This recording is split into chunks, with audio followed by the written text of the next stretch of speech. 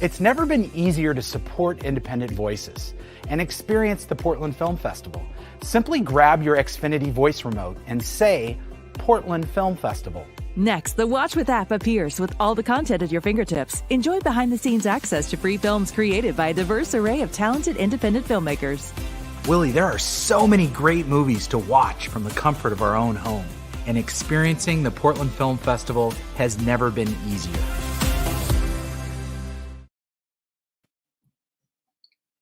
Hello, hello. Welcome to the Portland Film Fest.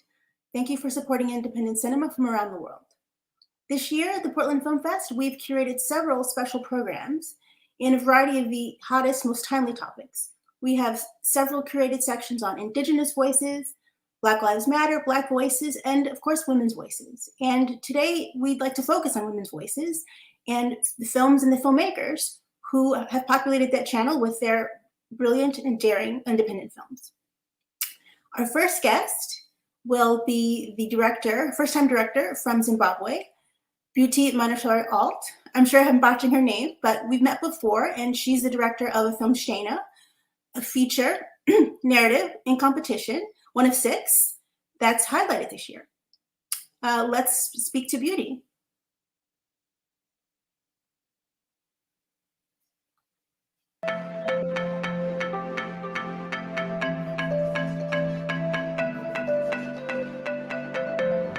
Okay, ready, and action.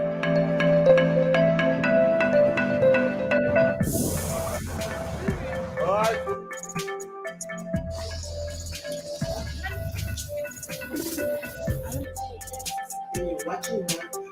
Our story demanded that we use largely young people and largely inexperienced people to be the anchors of our film. And the 6 young people that we found, I think, are phenomenal. And we also found mothers who are going to enhance the performances of the young actors, and just also seeing that chemistry has been something to marvel at.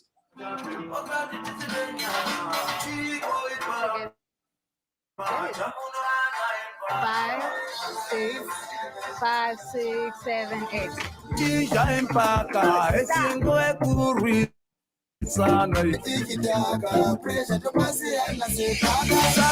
It's unbelievable, honestly. Like starting from the rehearsals, meeting everybody, the cast, the crew, they're amazing people and they just take care of you. And it was an immediate bond, not just as the people that we are in real life, but just that we are, because, you know, we're very close in the movie.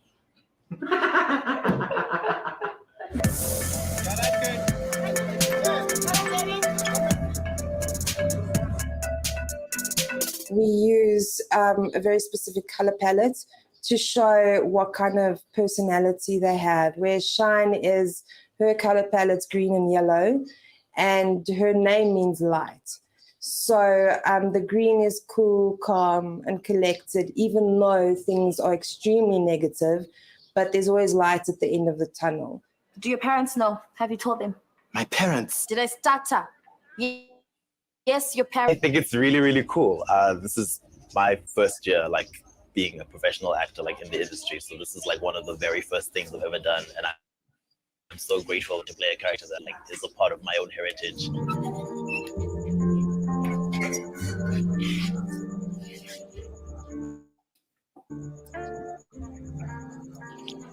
I love the fact that it's about, you know, humble and very destitute beginnings, and then it transforms into something more.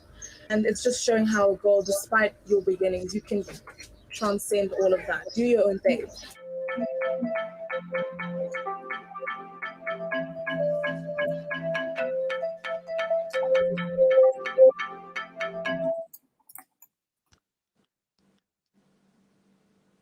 Hello, Beauty. Hi. It's so good to see you. So low. I'm so sorry. I don't know what's going on. I can't hear properly. It's very like low. Hi, I'm so sorry. Technical difficulties. It happens sometimes. I'm really sorry. Can you see me? I can hear you and see you perfectly well. Yeah, my video is fine, but it's just my volume that's very, very low. I can hardly hear you. Okay. Well, Thank you for joining us again. It's so good to see you again. We chatted last week, a couple of weeks ago, about your exceptional film, China, which is in competition, one of 6. It's a story about a young African girl in Zimbabwe struggling with what so many young women struggle with, which is just earning a living, protecting herself against sexual assault and other predacious activity. Can you tell us why it was so important for you to make this film China and distribute it to the world?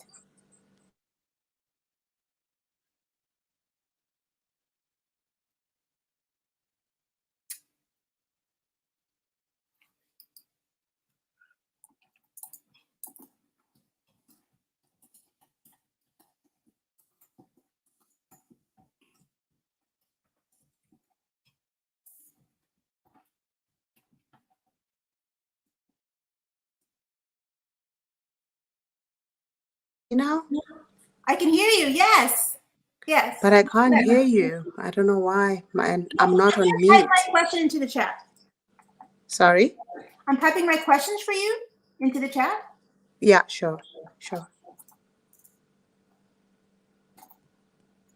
I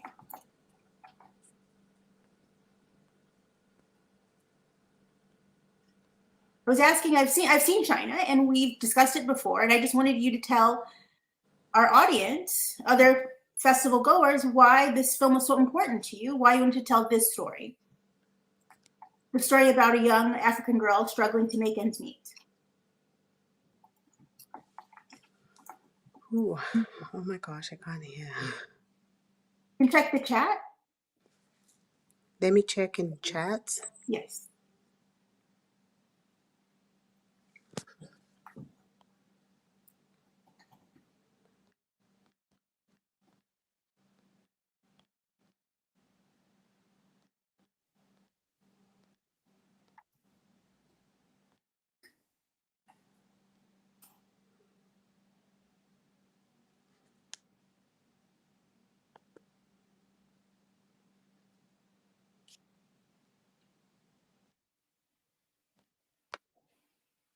Again, a few technical difficulties. Sorry, whoever's watching, but we'll get it sorted shortly.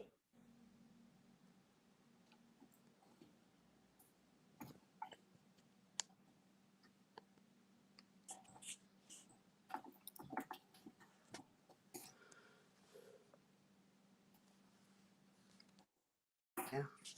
I believe our filmmaker, Beauty, Marilyn is dialing in from Zimbabwe or South Africa. So I think sometimes there are some connectivity issues there. So please bear with us.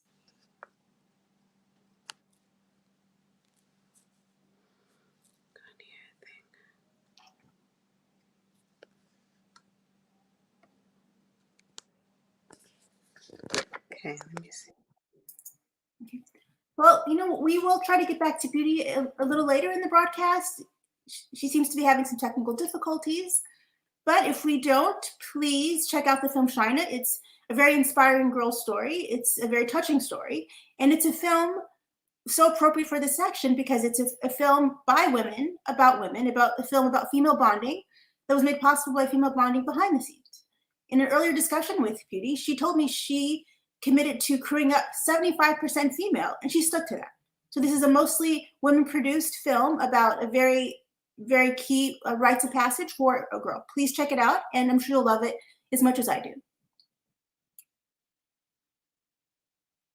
So I believe now we will be speaking to the filmmaker of our next film, The Color of His Eyes, but first we'll show a brief clip.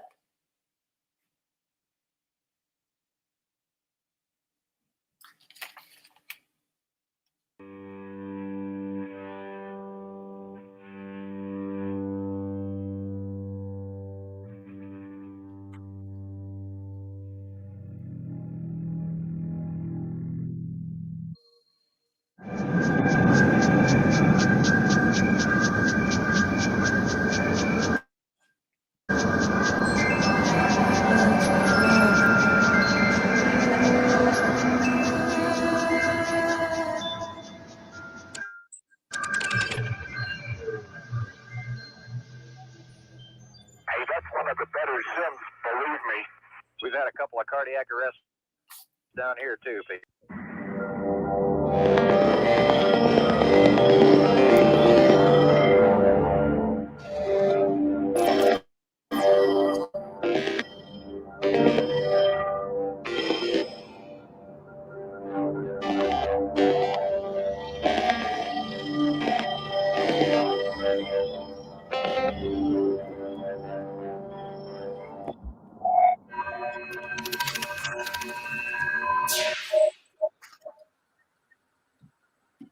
Hi.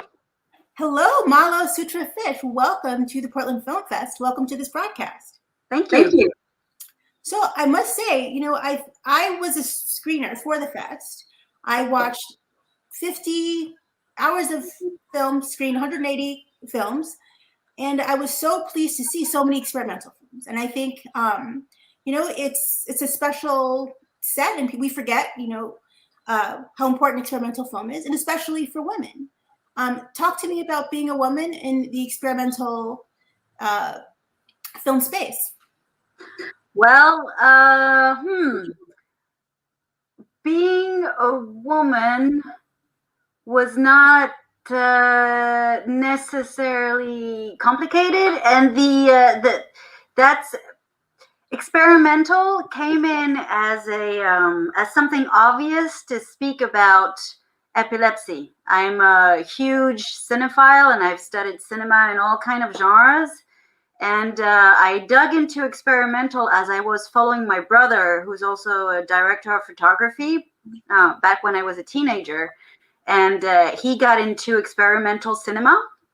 And so I went to a lot of screenings, which were...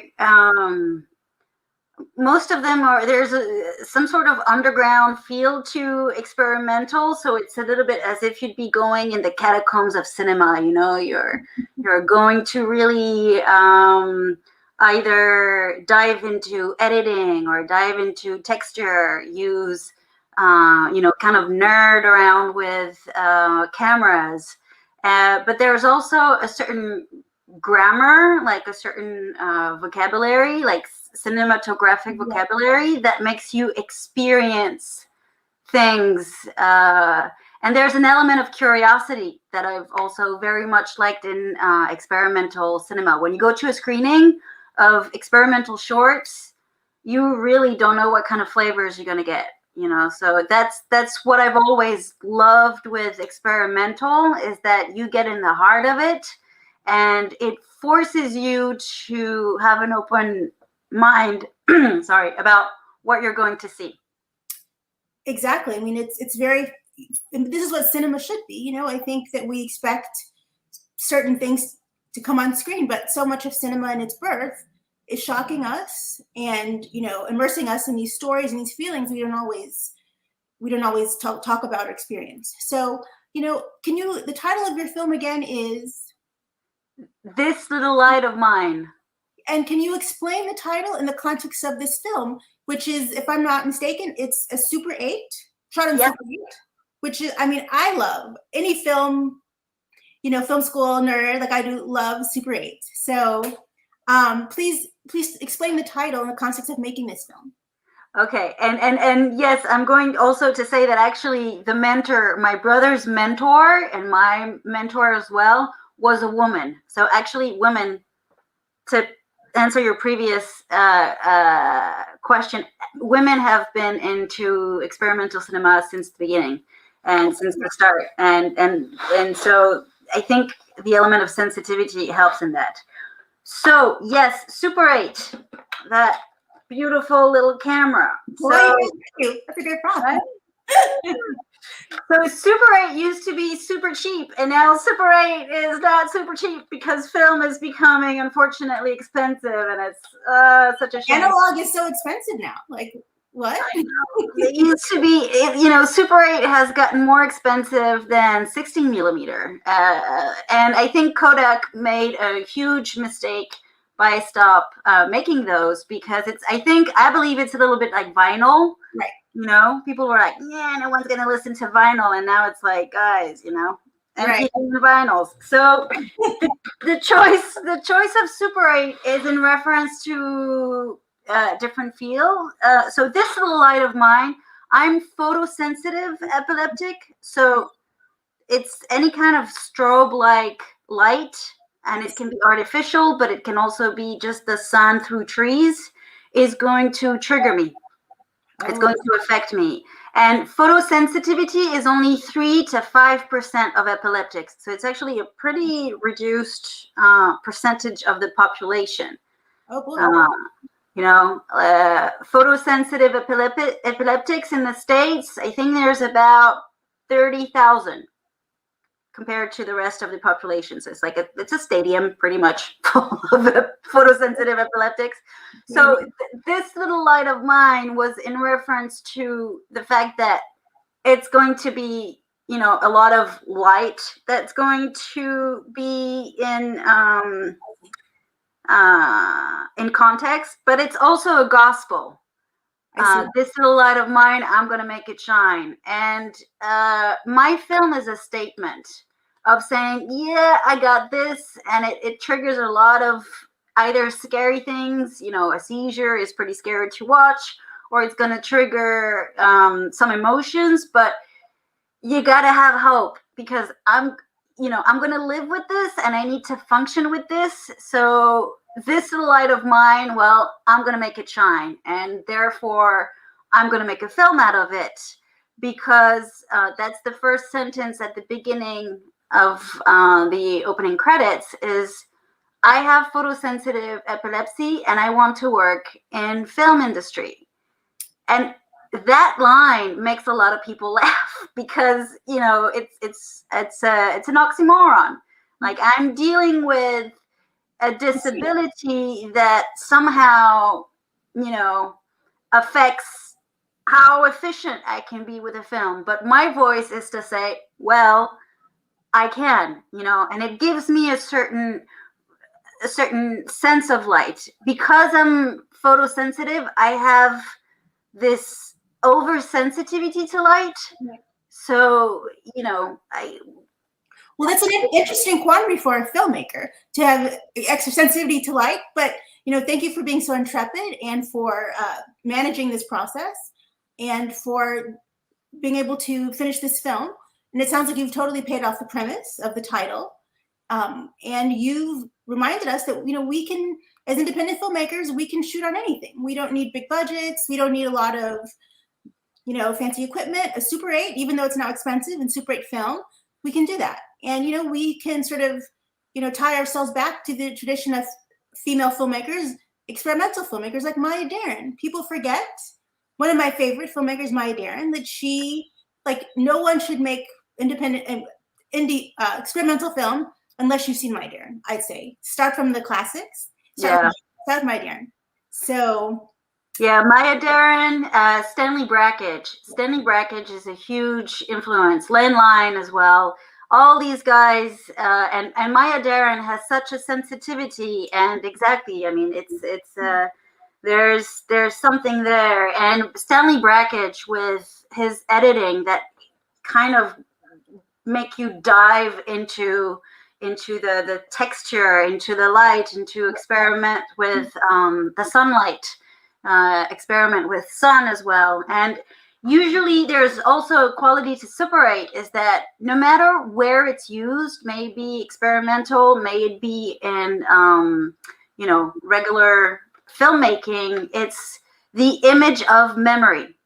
Exactly. Most of the time, it's the thing that we use to portray, oh, I am remembering, this is memory, and what I'm trying to convey in the film is what happens in my brain. And so all of the images that are just kind of exploding in chaos in my brain, and so that's why Super 8 felt like it was a perfect film to use as opposed to anything else. Right.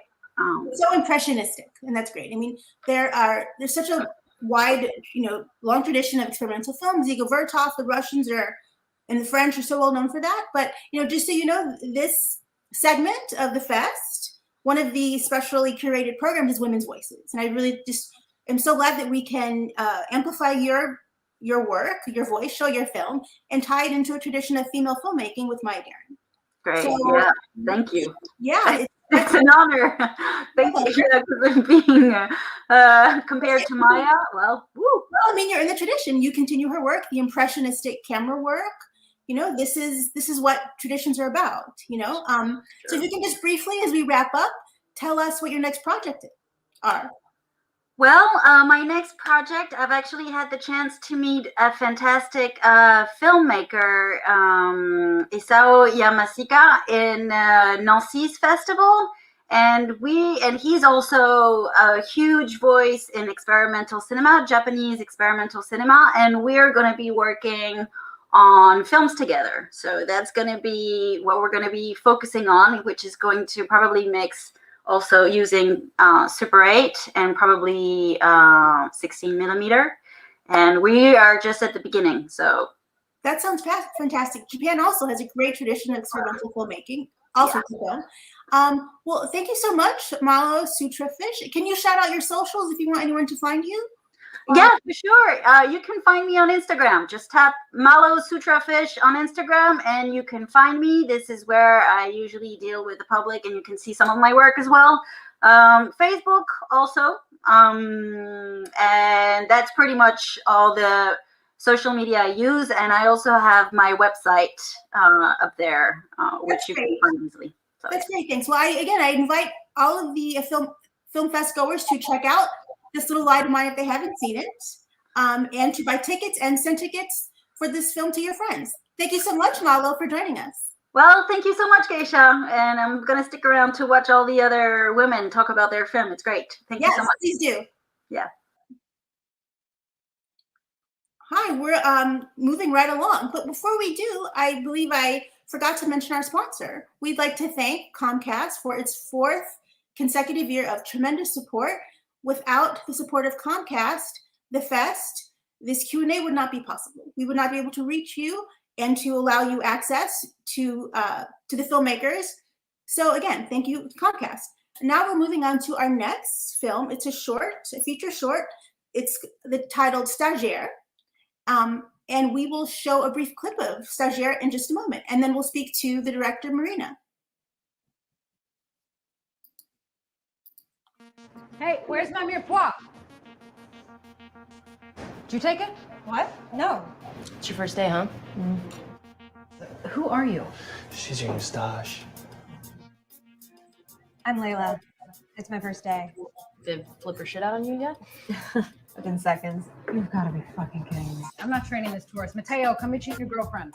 Pass me up to Mateo and he seems pretty good. Oh, sorry. What? Hell no. Behind on my knees. Then put her in microgreens. It's a rite of passage.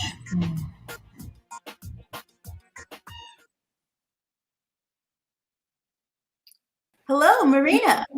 Hi, how are you? Great. So great to speak with you. Welcome to the Portland Film Fest. Thank you for submitting this great film. Please, I'd like to make sure Marina Michelson is there. I hope I'm pronouncing that correctly. It's Mitchelson, but Michelson. Oh, okay. And Starjare, at least that's the correct title of the film. Hmm? Yeah. So can you tell us a bit about how and why you made this film? Sure. The film came to me really quickly. I was actually working on another film at the time and not planning on making this one. And I was actually in a yoga class. And just the idea came to me all of a sudden. And I wrote it faster than I've written anything else within a week. And it came up, it was the week, it was the anniversary of the Kavanaugh trials, the Brett Kavanaugh confirmation. It was like the 1-year anniversary of that, which was also like the 2-year anniversary of the Weinstein allegations, and just something about the way it was being talked about in the media was like very triggering, because it was like, oh, these things that happened in the past, and somehow I was also thinking about a friend who had a very similar experience to this, and I was having nightmares about a chef I had worked with, and it just kind of like all hit me at once in this yoga class, the story of this movie. And I wrote it, and because it just felt so pressing. So I wrote it very quickly and I made it very quickly. Excellent. Yes. I mean, who doesn't get insights during Shavasana or whatever your favorite poses are, you know? But, you know, Shavasana, you can't move. You have to stay there. Yeah, that's right. So, you know, this Q&A is devoted to women's films, women's voices, which is a special section, especially curated section of the fest this year. You know, we are profiling and amplifying voices of female directors all around the world. And it's, you know, the importance of women in front of the camera, women behind the camera. So can you talk to me about your experiences in trying to get funding or just promote your work, which satisfies either of those requirements?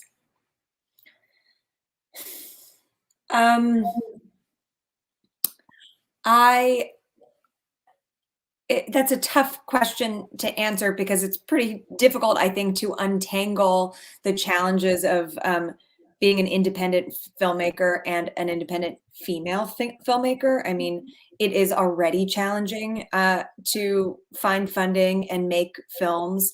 I think regardless of, you know, your gender. But all of my experiences as a woman living in the world ultimately influenced the making of this film and made me feel like I really had to. I mean, it's less my experiences as a filmmaker and more my experiences as a woman, particularly a woman working in restaurants and in service to help subsidize my artistic career that really led me to make this movie. And I think that the story of this movie, which is, you know, what it feels like to be a woman who thinks she is talented and happens to live in a female body, and then that female body can get tied to her potential, which is what I think happens in this film. And I think that women deal with that all the time in the workplace. So I don't know. I don't feel like I'm doing the best job of answering, but it's hard nonetheless, whether I'm a woman or not. But the stories I'm interested in focusing on based on my experience in the world and also just what I want to watch and unpack are stories about the lived experiences of women, which is what I'm trying to do. Well, I mean, I think that's a very, you know, compelling answer. You know, there are no hard answers, you know, to this. And it's really about, even though it's about, these are films about women and by women, you know, there is a plethora of perspective in the way we can approach that, unpack that, represent that, narrate that. You know, I was looking at the film and I couldn't help but see it as like a broader allegory of women in various fields. You know, in this case, she's in a kitchen of a fancy restaurant. But it also, you know, this could apply to the film business. I mean, that's how I saw it. That's what I brought to it as a viewer. So yeah, and I think that, you know, there's so much talk on all sides about, oh, amplifying women's voices, but we don't always see it. Do you have any, I mean, how do you feel, do you keep track of what Hollywood and even some of the other independent labs are doing? And do you find that they're doing enough to move the needle for women's representation in front of the camera and behind the camera? I think that's a good question. No, I don't think they're doing enough, but yes, they should be applauded for some trying. You know, I think that it becomes kind of like an Ouroboros, right? Like a snake eating its tail, because I think it was Lulu Wang who said it at, she like accepted an award and she was like, stop putting women in programs, just give them the job. Like, right. You know, we end up creating, and I'm sitting here chasing them, right? Chasing these like labs and shadowing programs and all sorts of different boxes. That's just another hoop to jump through, right? Because at the end of the day, I just want to get a shot at making a feature. Like I just want to get a shot at however much money I need to do that. And it's like we just get all of these stepping stones. So yes and no. I mean, amplifying women's voices and amplifying the problem is part of the solution, right? That's the only way to get people to start listening. But I think that there can be more done. I think that we should really be looking at like we should be examining those numbers every year. How many first time, like how many women are being given funds to make features? How many women are jumping into episodic television directing without jumping through certain hoops? Like how much money are women getting to make films? I think we have to keep talking about it for something to change, and we'll see if it will. I mean, a lot of the, the various think tanks, like Annenberg, they put out reports every year and they quantify this. It's maybe not always quantifiable, but like last year we had Promising Young Woman, and before that The Farewell, and everyone's like, oh, it's solved. We have women winning Independent Spirit Awards, winning Oscars, but then you look at the numbers, reality check. It's not quite there. But you're right. We have to just keep pushing forward and keep making, getting our work out there, making these films. I always like to ask a hypothetical to independent filmmakers. Again, it's a hypothetical. If, say, Netflix or Marvel or some major studio, they offered you a $10 million deal to do a film that you felt did not serve your voice, did not serve your perspective, did not serve the story that you want to tell, stories you want to tell, how would you approach that? Would you take the money anyway? Would you try to rejigger the deal? What would you do? Oh God, it's a really good question. I just had this conversation with a friend who was offered a deal, like a script bind deal, to work with a producer who she didn't really want to work with, but she'd write the script and they'd pay her for it. And, the question is about like artistic integrity. Is, do you say no? Do you say no because you don't want to accept the money? You want to hold on to your artistic integrity? Or is there an opportunity to shape the system from within? And on top of it all, I mean, like, you need, unfortunately, in the system, you really need money to live. And so I'm not sure that I can go on making my own films without money, but I think it's an interesting question. I'm not sure. I think that my instinct would be like, artistic integrity, no. But I think that the more challenging question would be like, okay, well, how do you work within it and break the system? Like, what can you do? I mean, aren't we excited for Chloe Zhao's Marvel movie? I've never watched a Marvel movie in my life. Yeah, there's so many cases like that. It's, I don't know, would that money be best served by letting her do a film she wants to do instead of? Don't disagree, but I didn't know that was part of the hypothetical. No, these are just the issues that are sort of swirling in my head as I postulate that question. So it's been so great speaking to you, Marina, and speaking about your film and your work. Can you tell us what you're working on next? I'm actually getting started on another feature. I've got a feature that I really want to make, but my fears about it are that it's too ambitious and that it will require a lot of money, and we'll see if I can get that made. It's set in 1970s Soviet Union, and it follows a misfit who gets herself and her family in danger by dabbling too far into the black market. So we'll see if I could find the funds to make that. Otherwise, I'm getting to work on another script that will be more attainable and low budget. Oh, I see. Well, that sounds really interesting. I would love to see that. I hope you get the funding and get that off the ground. So I apologies, but it's time to wrap up. I'd love to chat with you a little bit more. Is there a handle for the socials you'd like to mention for our viewers? Sure, you can just follow me. I'm at Marina824. I post about the film and my other work over there, and that's on Instagram. Awesome. Well, again, thanks for the director of Starjare. Please check it out, buy tickets, send tickets to your friends. Thank you so much, Marina. Thanks, Geshe. Thanks for having me. Thanks. Hi, moving right along. We are about to speak to our next filmmaker. The filmmaker is Davonte Robinson, and this short is called Switch, Part 1. Let's take a quick look at a clip from the film.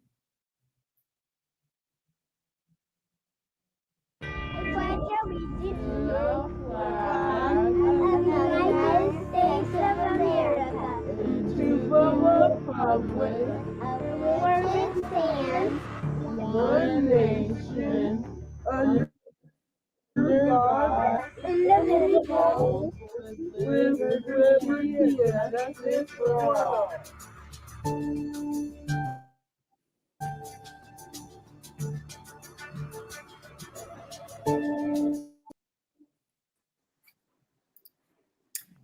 Davonte. Welcome All to right. the Film Fest. Thank you for having me. Thank you. It's a pleasure. As you know, this year the Portland Film Fest is highlighting and amplifying several specially curated programs, among them Indigenous Voices, Black Lives Matter, Black Voices, mental health, and women's issues. So I think that your film obviously fits into several of these categories. Can you tell us a bit about the making of your film Switch? Yeah, the making of the film Switch, it was inspired by, I guess, it was a very dark time for everybody. We were all feeling a bunch of emotion, you know, a lot with COVID-19 and just the social and political climate that was happening during the time. And I honestly, mentally at the time, something had to give for me. I broke, but I didn't know how to express myself. So what do? I decided I wanted to make a film. I wanted to make art that pretty much showed my perspective, maybe the perspective of other people around me. Right. So yeah, that it was very easy to write. I'll admit, because I'm 26 years old. I had 26 years of material, perspective, and experience to put into a 5-minute film. It used to be longer, but I think the audience got the point. So as far as that's the inspiration for Switch is basically to communicate what could potentially be happening around other people, and you never know what other people may be going through. Well, thank you for making this film. Thank you for sending it to the Portland Film Fest. Thank you. And thank you for joining me today in this chat. Absolutely. So I have not had time to fully watch the film. I'm sorry, I certainly will. I have so many films to watch, you know. I was a screener for the fest, so I watched about 50 hours of content. I screened 180 titles. I'm surprised yours was in there. There were so many. But it seems to me that yours is sort of a hybrid short. It's slightly memoir doc, it's slightly narrative, slightly experimental? Like, how would you characterize this film? Yeah, I would definitely put it in that category. It's just like me. It's all over the place. I never do things by the book. I never have, rules are meant to be broken kind of in my crazy world, but that just gives me more free ground to, try to reach somebody. If I don't reach them here, I'll reach them this way, or I'll reach them this way, or I'll reach them this way. I like playing around with that, and I hope that Switch was digestible to the audience watching. Well, breaking the rules, that's what independent film is all about, and this is how we get our voices out. This is how we express ourselves, and, one thing that I remarked on when I was watching these films, especially the shorts, experimental, is that taking a risk sometimes it pays off, and that's what independent film is about. It's about taking those risks and trying to communicate your voice and your vision. So talk to me about the challenges of doing that, like in production, when you're when you're writing and post, like that's when it really comes down to, can you stick to that? Please, let's talk about that. Our biggest challenge was like when we were out in the streets, first of all, our main actor, Morgan, did a fantastic job. He knew the material. He knew everything that would come with this role. And he is an amazing person for assuming a role like this, especially during the time that we live in. He is basically a vassal for a message that is both, I guess, kind of provocative at this point. It still has some stigma to it, but he took it on and he did a fantastic job. So if he's watching, great job. But on the streets, people knew what we were about. We had a Caucasian man surrounded by a whole bunch of Black people, right? And you kind of get a feel. As soon as you see the camera, you kind of get a feel there's a political nature to this kind of thing, or there's an agenda or something. What are you making? They don't know what we're making. They don't know if it's propaganda. They don't know if we go through a news channel. And we had a lot of people come up to us and basically not interfere, but insert themselves in our day. I even had like a scene where I had a Black Lives Matter sign and I posted it against a wall. And we got all our shots, but a man came up, ripped it off the ground. ripped it off the wall, and he threw it down on the ground with so much. And he was about to approach one of my crew members. He did not see me because I was like one of the only Black people on set. I ran toward him to see what was up. And when I looked at his face, all I saw was anger and tears. Anger and tears. And that made me think like, okay, we're doing something right now. Because people feel that. I felt that. I was him a couple days earlier. I already got that out of my system now. Right. But there's so much that has not been said, and there's so much that needs to be said. And we can all say it. We can all say it without hating each other. Exactly. You know, we shouldn't be as cocky or as arrogant as to think that everyone's going to think like ourselves. You know, that's not fair. That's not what it's about. But we can also just come together, have that adult conversation, and be better people afterwards. And that's what Switch wanted to do when it was cool. Well, I mean, it's certainly the premise of this film, the title of the film, making of the film, all pays off. It all comes together.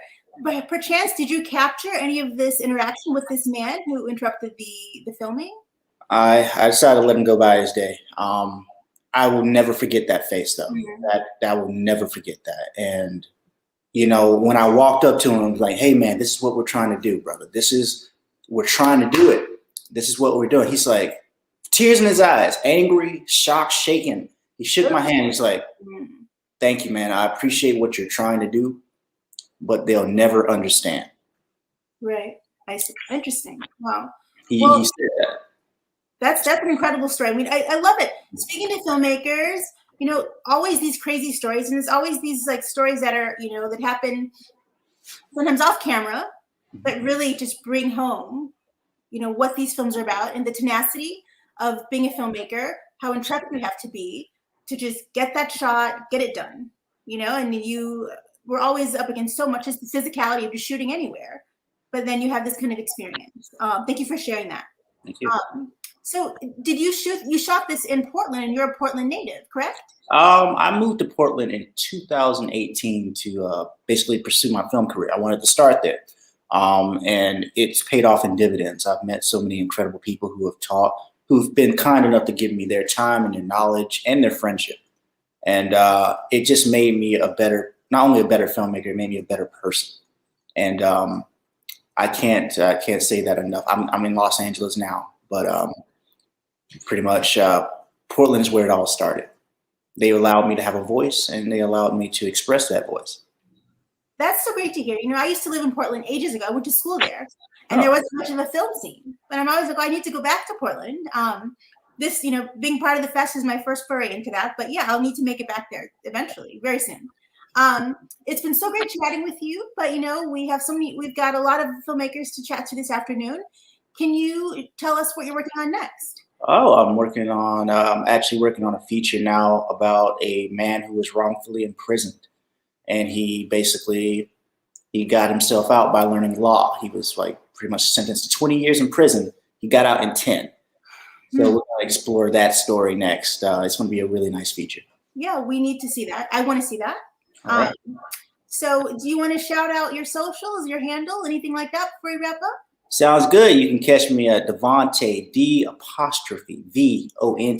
Robinson. You can catch me on Facebook. My Instagram handle is the letter D, TAE 1775. Please check out Switch. It's only 5 minutes. Thank you for your time. Well, again, thank you, Davonte, for this lovely chat and for this great film. All right. Take care. So to all our fest goers, our viewers, please check out Switch at the festival if you haven't seen it. Buy tickets, you know, give tickets to your friends, and also buy some merch for the fest. We have really cute t-shirts and totes this year. I ordered mine. I'm waiting for my merch. Everyone loves merch. So with that, we are moving right along, and we will speak to a filmmaker that we tried to get into the broadcast earlier from South Africa. Tech issues have been resolved, so it's my pleasure to introduce the film China by Beauty Manishwari Alt, a first-time Zimbabwean filmmaker. And let's take a look at the clip from that film, China.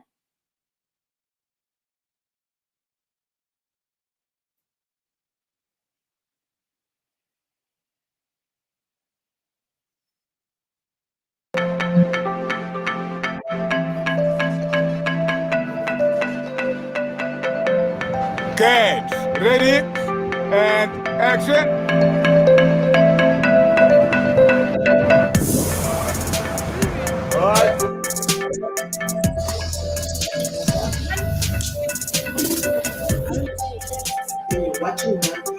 Our story demanded that we use largely young people and largely inexperienced people to be the anchors of our film. And the 6 young people that we found, I think, are phenomenal. And we also found mothers who are going to enhance the performances of the young actors. And just also seeing that chemistry has been something to marvel at.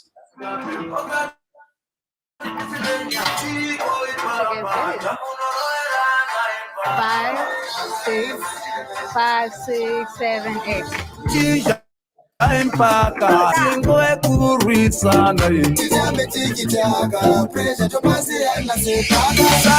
It's unbelievable, honestly. Like starting from the rehearsals, meeting everybody, the cast, the crew, they're amazing people and they just take care of you. And it was an immediate bond, not just as the people that we are in real life, but as the characters that we are, because, you know, we're very close in the movie.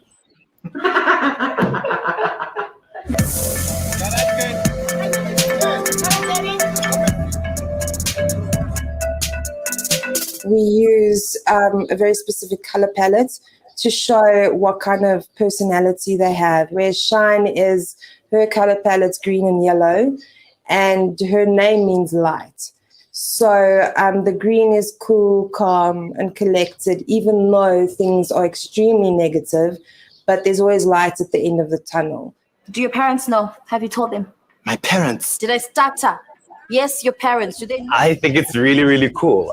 This is my first year, like being a professional actor, like in the industry. So this is like one of the very first things I've ever done, and I'm so grateful that I actually get to play a character that like is a part of my own heritage.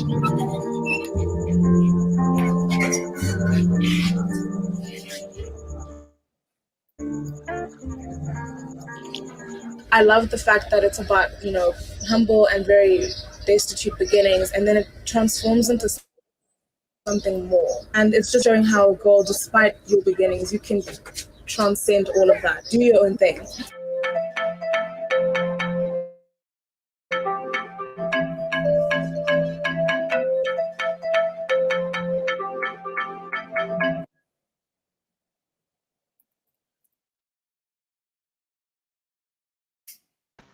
Hello. Thanks for joining the Portland Film Fest Live Directors Q&A. Let me introduce the director of the film China, Beauty Manashwari Alt, dialing in from Zimbabwe or South Africa. Hi, how are you? Hi, Beauty. So good to see you again. Yeah, good to see you. I'm so sorry. Earlier on, we had issues with sound. I couldn't hear everyone. No problem. We always have tech issues, but you know, we have some good people in our green room, you know, making sure the ship is running as smoothly as possible. So it's a pleasure to see you again. For those of you who have perhaps seen China, I spoke to China, her producer, and the lead a few weeks ago. So there's a fuller length Q&A available. But right now, let's talk to China about Students of Beauty, about her work. China. It is one of 6 films in the selection and competition. It's a film from Africa, and it's a film in the specially curated Women's Voices section. My question to Beauty is, how important is it to you as a filmmaker to make sure that you tell the stories you want to tell and find, you know, the right audiences for them? I think for me, I think it's important that, you know, you tell a story that you really want to tell, for starters. And I was lucky that when this story was brought to me, I could relate to it. It was something that reflected, you know, the truth about what's happening in the world and in Africa especially. So so it sort of drew me in, and I felt that it was the right story to tell at the time. Yeah, it's a touching story. It's an inspiring story. And I think it's a perfect story to be highlighted in the Women's Voices section of the festival. because it's about women struggling and surviving and persevering and bonding in front of the camera as well as behind the camera. I've told everyone that I've met since our Q&A that I've talked to a director who said, I'm going to crew up 75% female, and she did it. It's really something for us to aspire to. Can you tell us about any hurdles you had in sticking to your desire to crew up 75% female on your production? I think, you know, it's a lot to do with, because I was hired as a director, so I had amazing producers who were mostly female, and they were committed to my success. So they wanted me to succeed in, you know, in every way. So so because of that, every single thing and every single problems we had on set, they attended to. So I think, you know, it was very important to me that some of the issues that we had in our narrative were female issues, and it felt like we needed less men on set to be able to achieve them. And also because our cast was very fresh, brand new, and young. So in order for them to feel comfortable, they needed, you know, more women on set. So it was very crucial that we hired more females. Yes, there are several very challenging, very harrowing scenes in the film. Spoiler aside, I'm sorry, but you know, where our young star, where Shina is sexually assaulted by an older man who was posing as a benefactor, protector. You did not use a intimacy coordinator for the scene, did you? No, we didn't. And I must say, I've only said this a few times, but I think this is why the story is also very important to me, because I was able to draw from my own, you know, my personal experiences. And I think a lot of women in Africa, you know, at a young age were abused at some point. And I was one of them, you know, sexually assaulted. So I think the reason why the film is important to me is that there's a lot of similarities in what I went through in my life at that age. So I could use that to make the film. I could use that to help our young actors, you know, who may not have gone through the same thing, understand, you know, what it is, you know, we're trying to say. So I think because it was so relatable to me in many ways, I could explain and I could help our actors through it. Well, I'm so sorry to hear that you went through that sort of experience, and I'm very sorry to hear that women all over the world have gone and will go through that experience and being prey to predatory older men and all sorts of people up to no good. But thank you for being courageous enough to work through those feelings and tackle them as a storyteller. I'm sure that was very difficult for you, but you've created a scene that we need to see. I mean, some instincts might be not to show this, but this is how people live, and we as storytellers have to represent that, obviously in tasteful ways.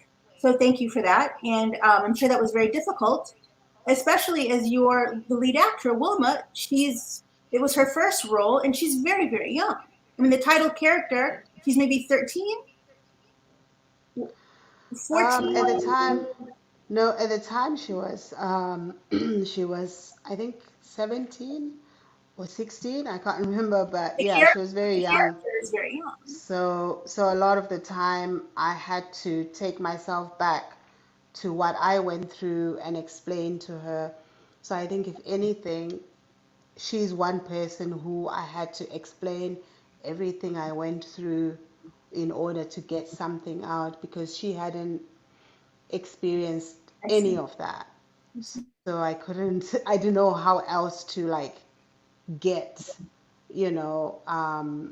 some of the emotions out of her if she Right. hadn't gone that, through, if she hadn't gone through any of that, like the death, the assault. Right. So it was pretty tough, but I had to almost use me to explain what happened. And I think, as much as I didn't want to tell that story, I had to, and it also helped me. Well, yeah, that we can see that. These are very intimate scenes, and they're so well directed, even without an intimacy coordinator. I am very curious, and I'm sure our viewers are very curious about the funding for this film, because funding is so important and so crucial to independent filmmakers. What was the funding situation with China? What exactly? Because funding is quite broad.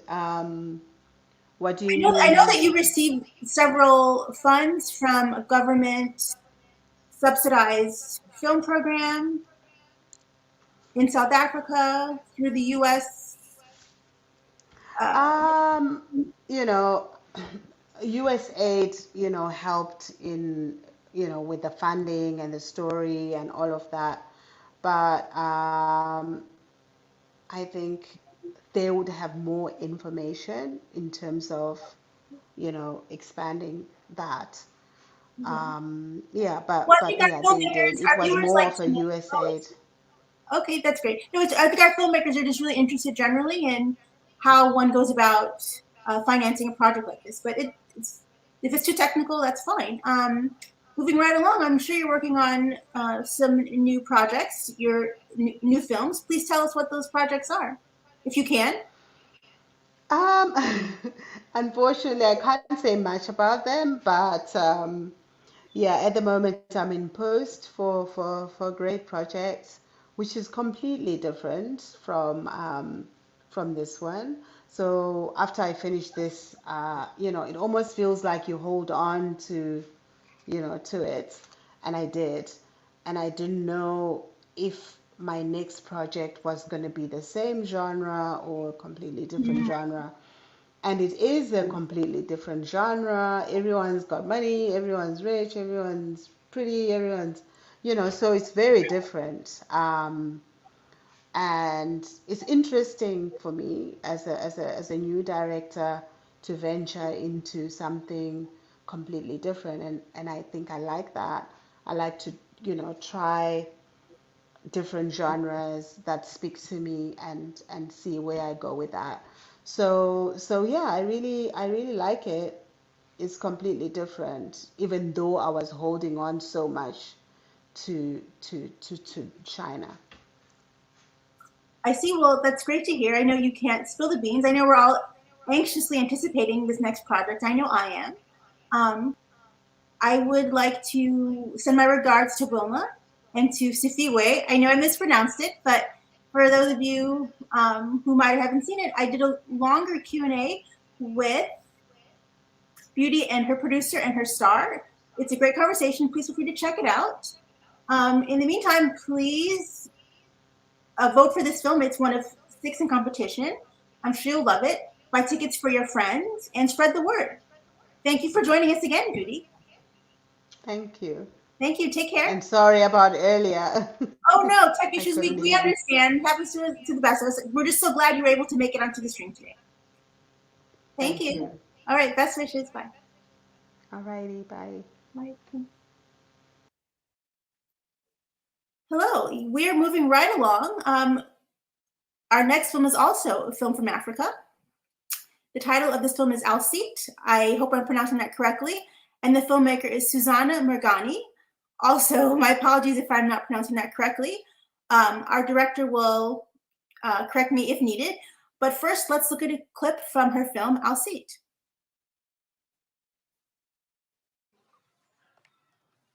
حبيبي تعال عني تلم دام الورد اختلط بالدم. بعدين لما عرس نفيسة فستانها هيكون معمول من أحسن نوع قماش. سلم يا نفيس.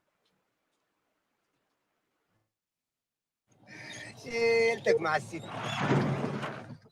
الليلة والليلة مدام الرياض اختلط بالدم، أنا ذنبي إيش هي لون الدم يا حبيبي. دي زول تقدم لنا.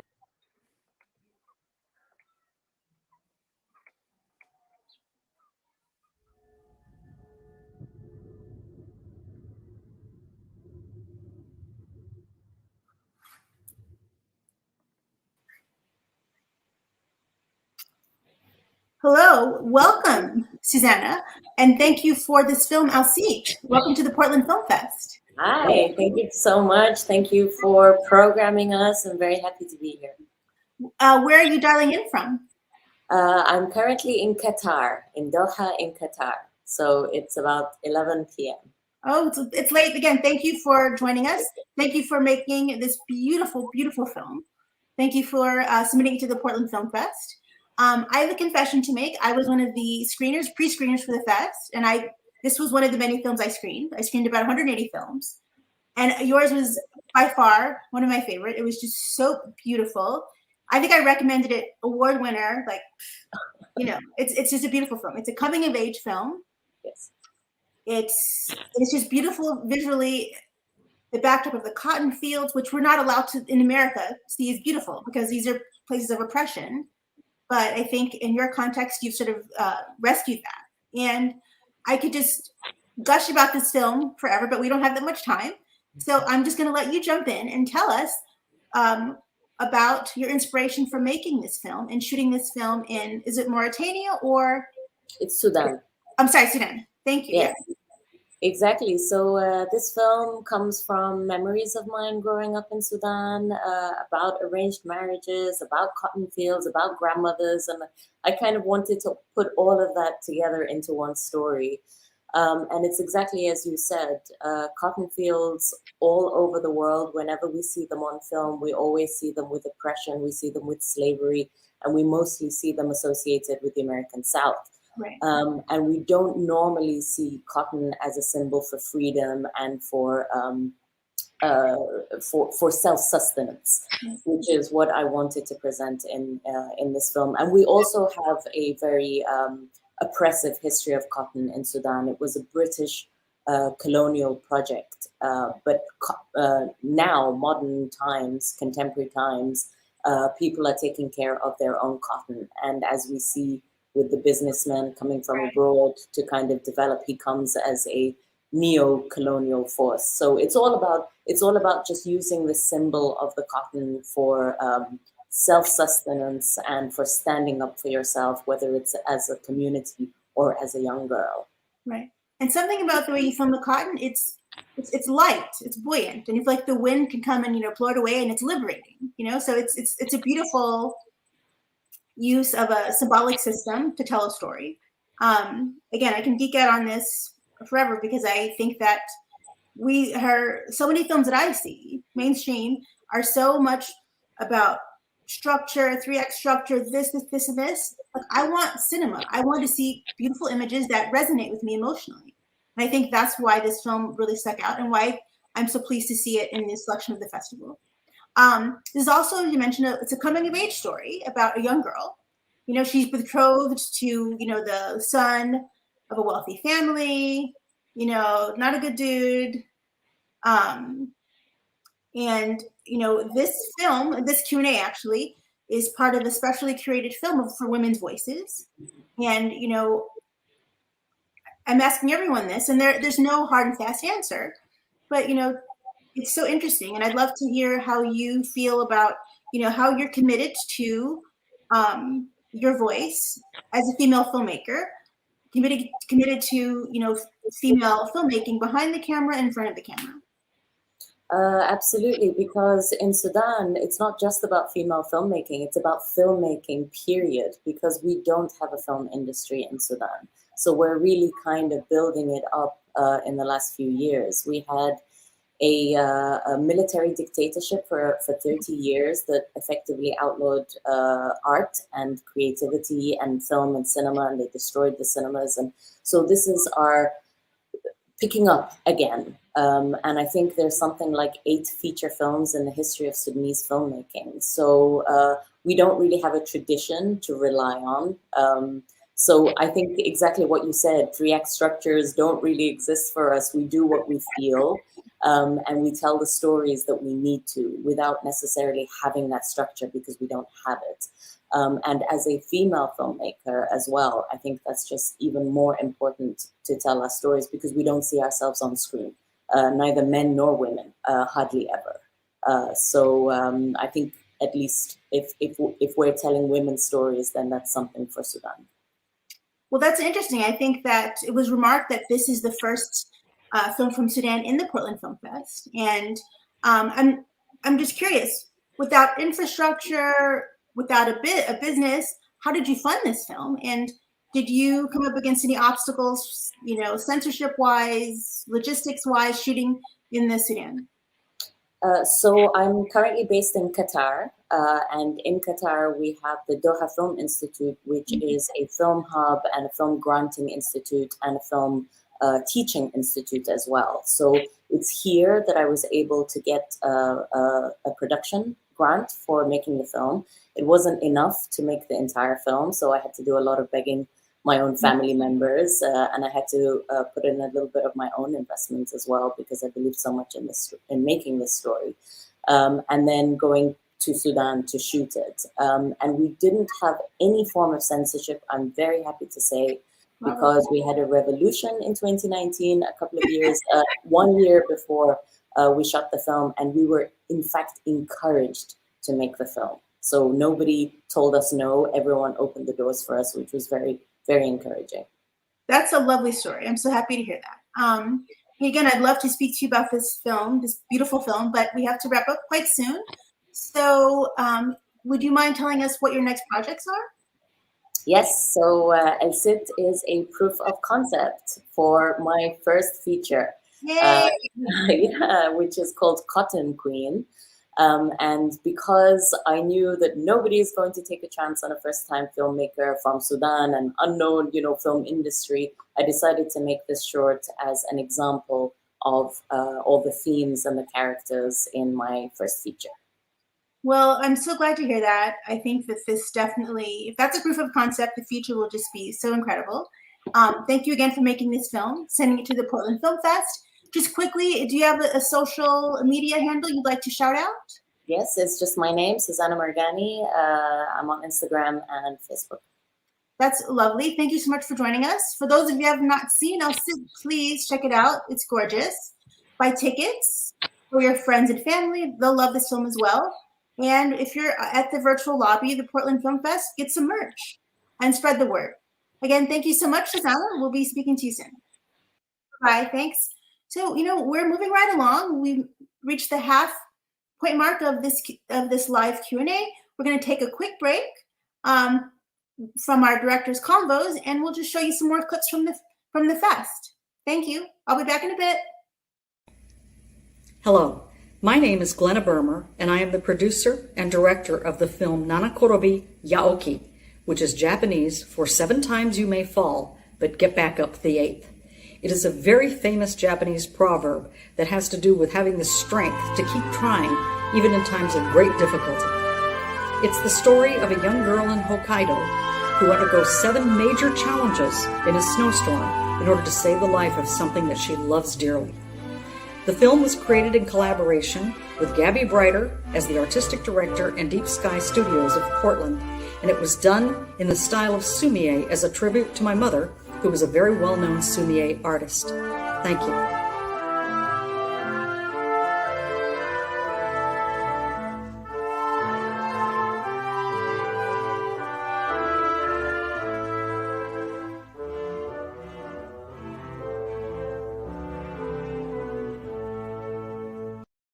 All right, ready?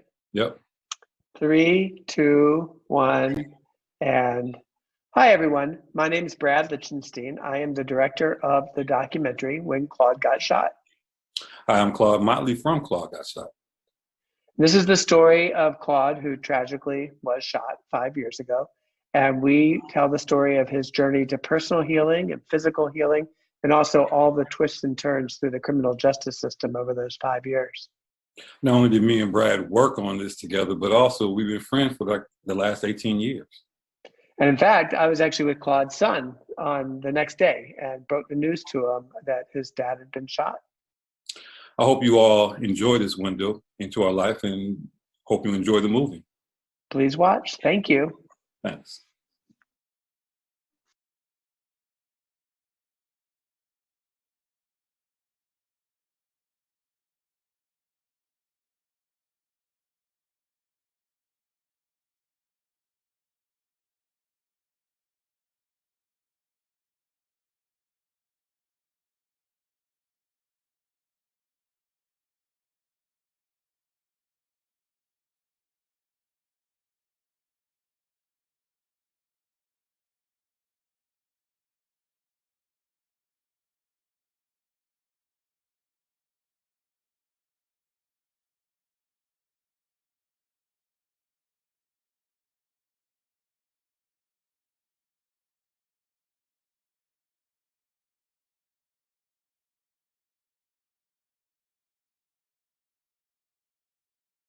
My name is Noemi Labrado Sanchez. I am 17 years old and I am currently a senior in high school.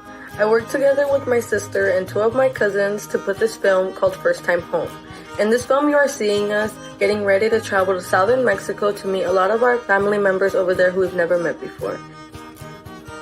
And one of those family members was our seriously ill great-grandpa. You are also going to get an idea of what it was like and what it's like to live and be an immigrant indigenous family. You are also going to be able to see some struggles that we've had to go through to be able to get to where we are now. I really hope you guys enjoyed this film as much as we enjoyed to film it, and thank you so much for the support.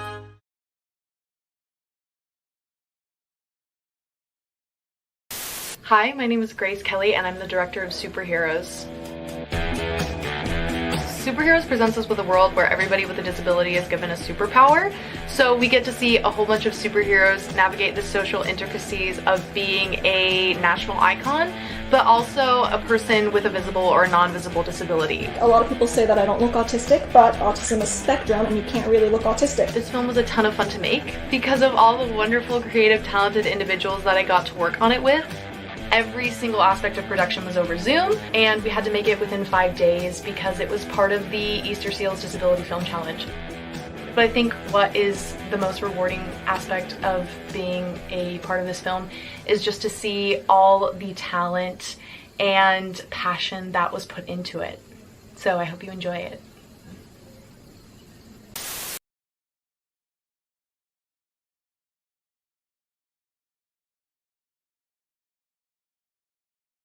Hi to Portland Film Festival. My name is Sarah King and I'm the director and producer of Our Dad Danielle, which is a documentary feature about Danielle Joy Healy, her wife of over 30 years, their 2 daughters, in Sugar Land, Texas. We chart Danielle after she comes out at 57 years old as a trans woman and how it affects her family and also her law career. We also get to interview some people like Sasha, Jerry, and Aunt Andrea, and we get to see what it's like to be a trans woman in a place like Texas. This film is about a lot of things.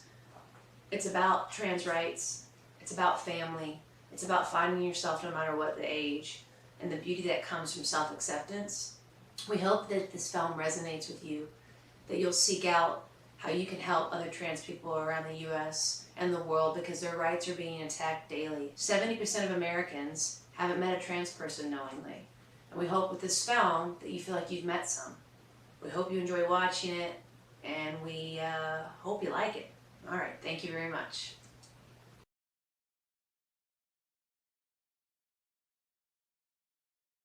Hello, Portland Film Festival. My name is Brian Scott Steele, and I am the writer, director of a short film called In the Event of My Death. The film stars Steve Nagel as Sam, Aaron Raglan Crowley as Mandy, and Jacob Lane Miller as Jeremy. In the Event of My Death is a dramatic comedy adventure. It takes place on the day of Jeremy's funeral, and you find out that he left this nostalgic journey for his best friend and former bandmate Sam and his sister Mandy along the way as well. I wanted to tell a story about death but do it in a more lighthearted or comedic way. Something that left you feeling uplifted.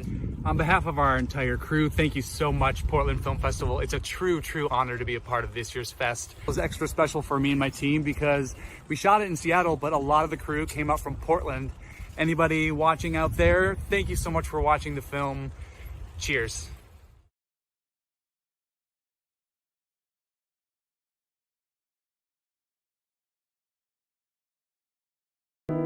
My name is Carlos Fernandez Puertolas, and I'm the writer and director of Frank and Emmet. Since I was very young, I've always been a huge fan of the Muppets.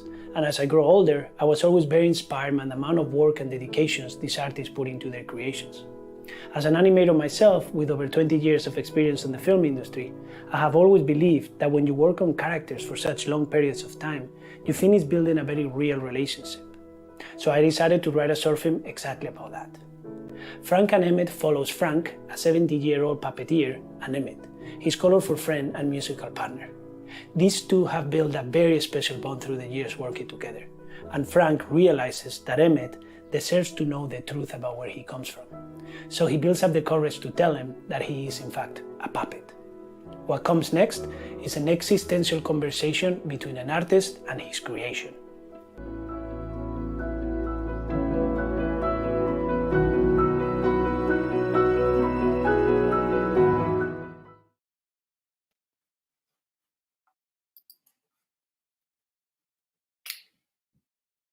Hello, welcome back to the Portland Film Festival Q&A for Saturday. What's the date? I don't know. I'm not good with dates. I think it's the 16th.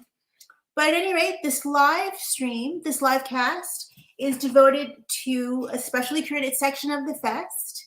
This year, we have special programs curated for Indigenous voices, perspectives on mental health, Black voices, Latinx voices, and especially women's voices. Very, very timely. We'd like to, before we start, thank Comcast, our sponsor, for its 4th consecutive year of tremendous support.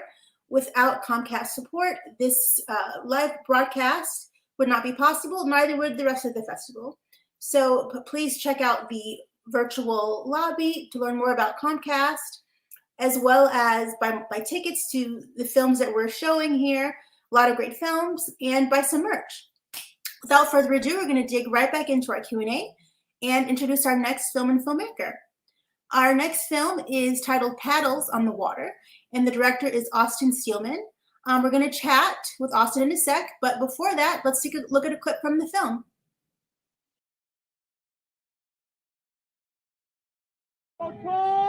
Attention!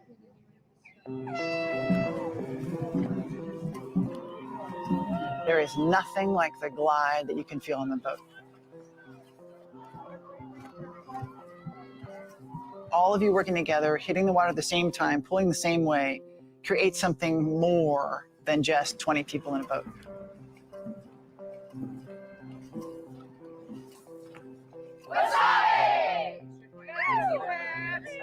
I remember coming home with the smile on my face that made my face hurt, and I realized that I had found a sport. I looked around and I'm like, there's people from all walks of life here. So I thought, well, you know, maybe I should try it. It's going to be a battle. What a finish. As a peddler who starts to look at what's next, you realize there's club crews that you can go to with your club, and there's nationals that you can go to.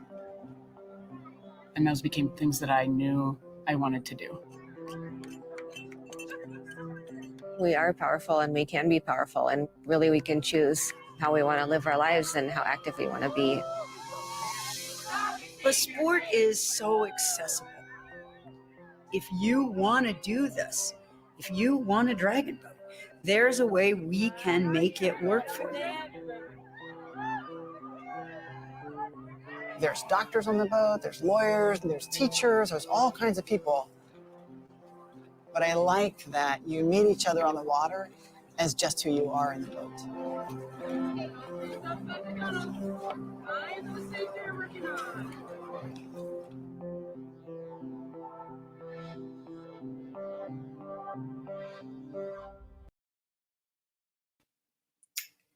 Hello, welcome back. That was just a clip from Paddles on the Water, and we're here to discuss the film with the director, Austin Steelman. Welcome, Austin, to the Portland Film Fest.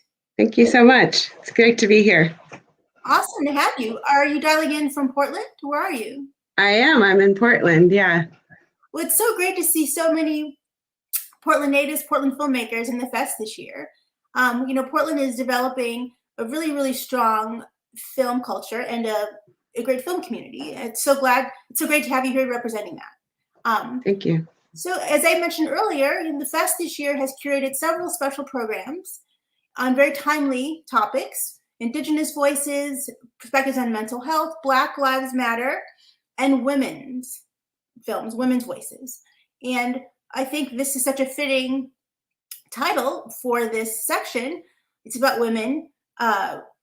It's a film about women just really kicking ass on water, So please talk to us about the inspiration for making this documentary.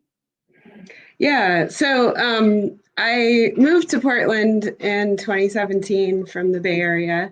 And I was out on a walk one day and saw them out paddling on the river in the dragon boats. And I had never seen dragon boats before. And immediately I was like, I really want to try that out. It looks so fun and awesome. And so I reached out to Wasabi Paddling Club, who I just found online, and went and tried it out. And the first or second practice that I showed up to, I found out that they were training to go to a world championship race in Szeged, Hungary. And that was only my, second time paddling a dragon boat. And I was like, okay, that sounds amazing. Let's go for it. So I just kind of got sucked into the sport and quickly found out what an amazing and inspiring story it was. All these women of all different ages, all different backgrounds, some with, serious physical and health limitations that were kind of pushing through these issues, all working together to, train and to compete at an international level. So as a filmmaker, I just thought, wow, this is, a great story for, women and athletes all over the world. So I wanted to capture that experience. Well, you've done it so well. And thank you for making this film and for sending it to the Portland Film Fest. Just looking at the footage of this, I'm sure like everyone else, I've done the rowing machine at the gym, but this is nothing like that. I'm sure it's just, I am fascinated by watching people, athletes, and the exertion and the dedication it takes. And, we can always say that that's sort of an allegory for filmmaking, the hurdles you have and having to push through. And especially for you in this case, because it sounds so immersive, like within your second match, you were competing, how much of that kind of immersive sort of really intrepid spirit helped you in the filming of this? Because I'm sure there were hurdles, like as there are with any production. Yeah. Well, since I was training and racing, and filming all at the same time, I kind of decided to tailor my filmmaking process around that. And so a lot of the footage that you see in the film was shot on my phone, because this is my phone. Because I had to just be really agile and be able to pull it out and shoot footage and then put it back into my my personal flotation device. It's called a PFD, and jump in the boat and do a race. So it was a really interesting process, and yeah, very, very immersive. And as a filmmaker who often, does documentary work where I'm kind of, outsider looking in, this was a really unique and interesting experience for me to be kind of in the middle of it and to be able to tell the story from a paddler's perspective and really, really connected to the sport and to my team and to other paddlers in the community. Right, that's a great point you make. I know that, in the world of documentary filmmaking, there is a great deal of discussion about the fly on the wall approach to documentary filmmaking, just filming what's there, and also to what extent the filmmaker, the documentary maker, is involved in the story, and if not, also sort of molding the narrative or changing it. I mean, that's a bit different in your case, obviously, because it's all about you competing. But I mean, I think that begs a larger question of what are your influences as a documentary filmmaker? Well, I mean, I've kind of been working on documentary for a long time, making my own documentaries, and you know, there's you know, lots of filmmakers out there that I've been influenced by, I think, but yeah, I've kind of, I don't know, I just love the human storytelling aspect of it all, and I just think that people's stories are so fascinating, and you know, there's just so many different interesting people in the world and what they're doing. So I just love the process of crafting a story through like things that are kind of actually happening in the real world. No, that's great to hear. There are so many stories out there and so many perspectives. And it's festivals like the Portland Film Fest that offer us, you know, the bird's eye view into perspectives that are perhaps not our own, especially women's voices, indigenous voices, things that we don't always see. Can you talk to me about, you know, in your work, do you privilege or champion or a certain type of voice? Are most of your projects female driven or about women's stories? Not necessarily. Another documentary that I made was a hip hop documentary called Hip Hop Below Zero, and it was based on a hip hop collective in Minneapolis called Rhymes Hairs Entertainment. So in terms of like themes in my work, I mean, I love that this piece was about, you know, women athletes, and obviously that, you know, I am a woman athlete, so I think that that's an important message for women, that they can, you know, especially women of all ages, can train and compete at this level, and that, you know, you don't necessarily have to be an athlete to start off, especially with dragon boating. It's a very accessible sport. But yeah, I'm just inspired by so many different people, and, you know, people that are passionate about art, about music, about, you know, just people that are passionate about the work that they're doing. And I love community stories, you know, nonprofit kind of stuff. So it's kind of runs the gamut of storytelling. Well, that's excellent. You know, there's so many stories out there, and you find the story that interests you. So unfortunately, we have to wrap up. It's been a pleasure having you.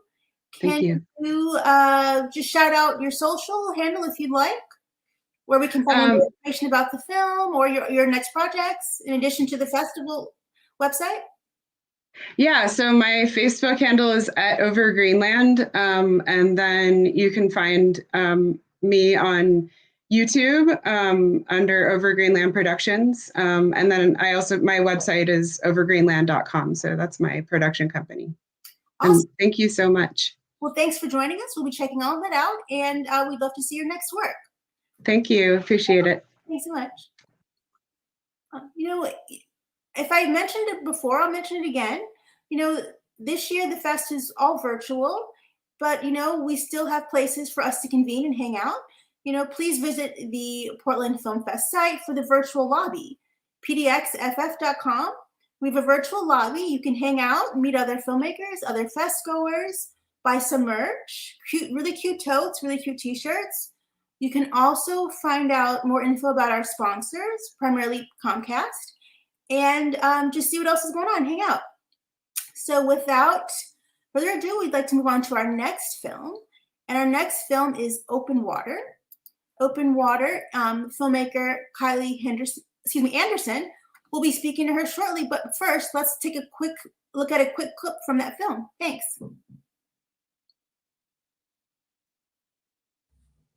Hi, my name is Kylie Anderson. I'm the director of Open Water. It's a film that I made with my friend and longtime collaborator, Kaya Sirila. She is the lead cinematographer and also editor and sound designer on the film. I'm the director and producer, and we were a crew of two with some assistance of a really wonderful Zodiac driver out in the middle of Lake Superior for many, many hours. I'm also the one who did the underwater videography, trying to capture what it really feels like to be in the water in Lake Superior, also known as Gichigami in Anishinaabe. Thank you so much to the Portland Film Festival for having us and including our film among all these other wonderful films about women. It's such a privilege, and I hope you enjoy our film. Hello, welcome, Kali. Welcome. Hi. And hi. Hi, where are you dialing in from? But okay. Nice to see you. Yeah, where are you dialing in from? I'm calling from Brooklyn, New York, but I'm Canadian, and when I made this film, I lived in Toronto, Canada. Great. Well, we're both in Brooklyn. Awesome. Hey. Thank you for making and submitting this film, Open Water. This was a film shot, it's just a two-girl crew. You and the DP, are you both sort of shared the DP responsibilities? Is that the case? Sort of. I mean, I was the director, and then I had the director photographer, my longtime friend and collaborator, as I said, Kaya Sirela. And then I also did the underwater photography. So fortunately, there wasn't a clip from the film shown, but if you watch it, you should check it out. There's a lot of underwater photography documenting a 61-year-old woman who set out to become the first person at age 61 to swim across the eastern end of Lake Superior from Michigan to Ontario, Canada. So yeah, we were out there with her for the whole swim, and part of the time I was in there in the freezing cold 60-degree water with her too. Yeah. I know that shooting in water in any condition is very challenging, but I imagine I just can't even think about how cold. Yeah, it's really cool. So talk to us about some of the challenges of filming, the special equipment needed, additional prep time, etc. I mean, filming a doc like this on the water, underwater. Yeah, I mean, one of the challenges is that even for the whole swim itself, they really had to wait for their moment, because with the wind and the waves and the storms that come up on that lake, I mean, it's sunk huge ships before in the middle. It's a very large lake, but very, many miles wide. So we were hanging out with the swimmers and the swimmer and the swim crew and that support crew for several days on the shores of Lake Superior on the Canadian side, just waiting for the water to maybe be warm enough and for the wind to go down low enough and for it to be even remotely safe for us to try and attempt the swim and for her to attempt the swim. So there was a ton of checking, nautical sail flow charts and weather forecasts. And at one point, 2 of the boats went over to the American side and we're reporting back from there. So like one big challenge was just like, we had to be fine with just hanging out for several days, waiting to see if we could go with them, and the same as they were doing. And at one point we actually sent our equipment. Some of our equipment had to be sent over in the boat. So we didn't have as much of our filming equipment as we would like when we were stuck on the Canadian side. But yeah, so I guess that's one thing. And then in terms of the cold, it was just being prepared for the cold. And I think over the course of a day, we went from wearing big puffy down jackets down to me in my swimsuit jumping into the water to do the GoPro underwater filming. So it was a wide range of being ready for the weather and any weather that we had to come prepared with, in addition to all our film equipment and of course all of the backup batteries and all the things you need when you're out in the middle of the water and there's no possibility of plugging into too much when you're out there. Right. Well, Mother Nature in her ways, I'm sure she's impacted various shoots in all sorts of ways. So, well, you persevered, and bravo. Thanks for doing this film. As I mentioned before, this film and this Q&A is devoted to a specially curated section of the fest this year, Women's Voices. In your work, tell me about your commitment to independent film and your commitment to foregrounding women's stories, or if not women's stories behind the camera, about crewing up with other women behind the camera. Yeah, I mean, I've always done both. In this case, our shooting crew is just 2 women, and then our wonderful sound designer, Michelle Irvine, and the color artists, the color correction, Natasha E. Coley, they were all women too. So it was made by women, but of course, like the subject of the film was really not just about this one swim, but about chronicling this community of women, many of them Canadian women. And at this point, they're on their sort of second generation of helping each other swim the Great Lakes in North America. And they do other swims across the English Channel and things like that. But it really is this community that's circled around crossings of the Great Lakes, and the sort of what I would consider the matriarchs of that crew, Marilyn Bell Delasio, who, for anyone who knows about this, this practice and the sport of long distance swimming, she at age 16 did what no one had done before, which was she swam across Lake Ontario from New York to Toronto. And the subject of our film, her mother was listening to that crossing on the radio and was so impressed by it that when she had our swimmer, who's now 61, she named her Marilyn after that woman who made the crossing. And it turned out that our Marilyn went on to become also a long distance swimmer. And on the swim that we chronicled, Marilyn Bell, the one who was the very first way back before our swimmer was even born, her daughter was one of the people on the crew. They're actually learning from an older mentor woman how to take care of people on these swims and how to measure the water temperature and be watching for if they get hypothermia and making sure they're eating their liquid, drinks along the way and coaching them. Right. So it really is this like community of women who take care of each other and who do this like with very little fanfare. Like it wasn't like there's a huge film crew other than us at the end, and there's just a few people on the beach sort of clapping like, oh, something's happening. So they do it for each other and for themselves for the most part. And sometimes they do it to raise money for a charity. But yeah, to us, it was like completely a film about this community of women, and especially middle-aged women who do this thing like for themselves and for the love of their connection with the lakes and the water and their community of people they do it with. And it was it was such a privilege to be welcomed into that little community for the couple of weeks that we were with them. It was really fascinating. And I wanted to share that with people when they watch the film. Well, that's great. Thank you for making this very inspiring film and this very bird's eye view of women doing incredible things. Briefly, do you have a social media handle you'd like to mention? Sure, you can follow me on Twitter at Kalli, Kalli, my first name, Pearl, Pearl. And you can hear about my next projects and things coming up there. We certainly will. Thanks for joining us. Thanks for having me. Great. Please check out Open Water if you have not seen it. Buy tickets for yourself, for friends. Moving right along to our next film, 5 Minutes, by director Christine Calafian. I'm sorry if I'm mispronouncing that. But first, before we speak to Christine, let's take a look at a clip from her film.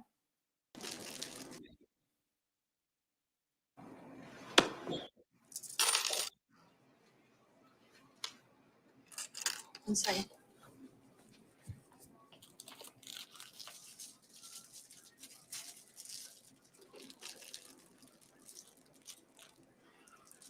Man, can you use your phone?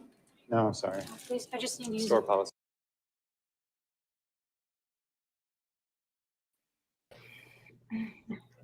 Hello, Christine. Welcome to the Portland Film Fest. Hi, thanks for having me. Yes, can you just please state your full name? I think I might have botched it a little bit. Christine Calafian. Okay, great. Thanks so much. Yes, Christine is the director of 5 Minutes. It's a short. Yes. At the festival. And, welcome. And let me just preface our discussion with saying that this year, the Portland Film Fest has brought in 325 films from around the world. And amongst all the various categories, there are specially curated programs for various types of films, for Latinx voices, Indigenous voices, mental health perspectives, Black Lives Matter, and women's voices. Obviously, this film is included in the women's voices section. And can you tell me what inspired you to make this film and why you felt the need to center this sort of very sensitive story? Yes, I wanted to. It was during the pandemic, the quarantine, about a year and a half ago when it started. I was about to cast for another short, and that was put on a back burner. And so for months we, collectively didn't know what was happening, but I still wanted to make something. So I thought about this. I wanted to do something that I could shoot in one day outdoors, with social distancing involved. And I kept thinking I thought about different ideas, but this story of a woman who's trapped basically in a relationship, and it was both because the quarantine made me feel very trapped, but also it sort of was an experience that I had when I was much younger of being in a, I wouldn't say abusive relationship, but sort of like a very mentally challenging relationship where I felt very trapped. So those two things made me, were inspiring, inspired me to write this short. And it's 5 minutes because it takes place 5 minutes. And we shot it in one day, and I just had, I called on my friends who are in the industry to help me crew up. Right. And that's how it all came about. Did you try, or were you able to crew up with a heavily female crew? Was that important to you in shooting this project? Well, I was most of the crews. Oh, okay. I produced it, I directed it, I edited it. So, but yeah, I had, I because I did a lot of that myself, my DP is male, and that was fine because, that's, he was basically the one who was available and who had a camera. So it's just a lot of it was, how can I make this happen in a short amount of time, with a limited budget? Yeah, I had a few friends who shot during COVID, the height of COVID. Yeah. And they said, these were micro budget features or projects that were funded, crowdsourced funding. Yeah. And, I hear that the COVID protocols have had a great amount of budgets, production budgets, testing everyone, et cetera, et cetera. Can you talk about how that impacted your production, even though it's on a smaller scale? Yes. I called on a few, I guess they're called COVID, I forget what they're called. A new industry position. Yeah, it's now a safety coordinator or something like that. Coordinator, yes, COVID coordinator. And it was a bit expensive, but they basically told me what their protocol was and what I should be doing. So I followed their protocol, and I'm in LA, so testing was free. So I got everyone on my crew, cast and crew, to test, which was kind of like a miracle because coordinating that was also really intense. But yeah, I got everyone tested. Again, because I'm in LA, testing was free. So I was very grateful for that. Otherwise, I followed the COVID protocol, and we shot outdoors. And even the scenes that are indoors, they're very, we just had a very limited amount of people inside, and the actors are, far from each other, distant. So it all worked out, thankfully. Well, that's great because, who needs an additional thing to manage on set, Yes. another set of things to take care of and worry about. So that's great. Awesome that you were able to do that with such a small crew, at the height of the pandemic. Because this is a specially focused Q&A on women in film, let's talk about women in film. I follow the trades, et cetera, every year. Mm-hmm. You have a reality check, like the award cycles, so-and-so wins, female wins this award, wins that award. But then, a month or two later, the actual reports that come out from Annenberg and WGA, all of the guilds, and we see that, the numbers yes don't really reflect the exuberance that we have at the festivals about women making strides in film. So, I mean, it's a very open-ended, loose question, but, you know, I don't know, what is your experience, if any, with the various initiatives for women in film? You know, you have so many workshops or fellowships, funding. What is your experience, and is it moving fast enough in your opinion? Well, it's hard to say. Yes, so I would, in terms of initiatives, I'm in the HALF program right now, the directing shadowing program from Ryan Murphy and Ryan Murphy TV. And well, what I will say is because there is an initiative for women and people of color, it's like no white man has ever had to go through a shadowing program to get their job, you know, to direct. And so it's just a bittersweet experience to have, you know, it's definitely needed. We need these programs, but the fact that they exist and the numbers are still low is discouraging. Right. But I'm seeing a lot of people, a lot of my friends who are women and people of color are starting to direct more and more and getting episodes. So it is very, very hopeful. Yeah. That's great. Congratulations. That's a great program. I've met people from that program. I mean, I love Ryan Murphy. Anything Ryan Murphy, you know, I love. That's great that you're in that orbit. Can you tell us briefly about some of your next projects? So we'd love to keep chatting, but we need to wrap up. You're the next director. I'm sorry. Yes. Well, I'm, you know, currently editing on a Ryan Murphy show called Lone Star with Rob Lowe, and hopefully through the shadowing program with the HALF initiative, I can, you know, get into directing. So that's what I'm focused on right now.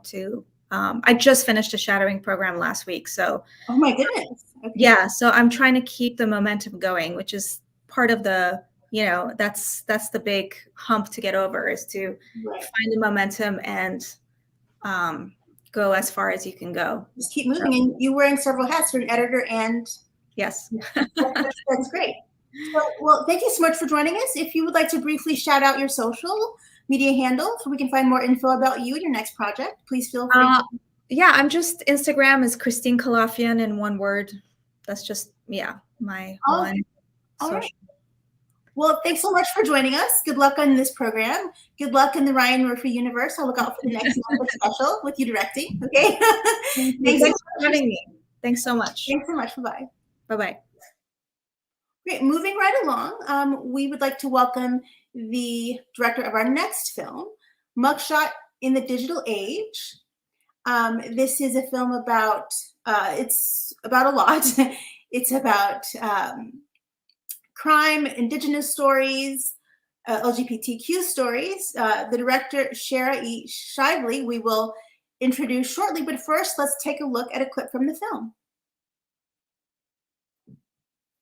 I was in bed with handcuffs on, and I said, I wonder what I did wrong. And she said, you touched somebody. And I didn't know who these boys were. I just knew they shouldn't be in there. And they arrested my partner, Roxy, too, because he touched the inspector earlier when he came in. By then, I knew that he was OLCC, and I knew that it was because I touched him and his boys. The mugshot was then in the paper. If I wasn't well known, that could destroy the rest of your life for a lot of people. You know, even if they felt not guilty, they've still been there.